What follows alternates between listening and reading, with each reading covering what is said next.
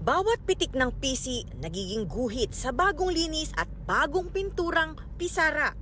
Ang pagiging blackboard painter, kabuhayan ng 73-year-old na si Rodi Gatan mula pa noong 1998. Ang una ginagawa namin po, nadikitan ng tape kasi yan, tinatanggal namin tape bago namin i-repaint, bago namin lalagyan ng linya. Dalawa kami kasi may ang nagagawa niyan eh, andito siya. Ang ginawa ko, hawak niya, tinatandaan ko muna ng shock, gilid ng blackboard, kabilaan. Hawakan ng kasama ko, ipipitik ko. Mabilis lang ipitik yon. Wala pa 5 minutes. At hindi basta-bastang lubid o PC ang pinangguguhit sa pisara. Kumukuha kami ng tali sa Divisoria na 4 kilo na cotton. Hindi pwede plastic. Kasi pag plastic, mag-i-spark yan, kakalat ang pintura. Ayon kay Tatay Rodi, kapag malapit na ang pasukan, nagagawa nilang makapag-repaint ng blackboard sa aabot sa 35 silid sa isang araw.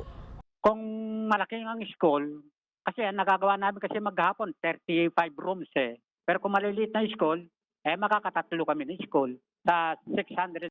Yun ang sigil namin. Bukod sa kanyang probinsya na Rizal, nakakapagpinta rin si Tatay Rodi sa mga paaralan sa ibang lugar sa Pilipinas. Nakarating na kami hanggang Isabela, Tarlac, Pangasinan, Baguio, hanggang hanggang dito sa Bisaya, sa Davao at sa Cebu, Iloilo.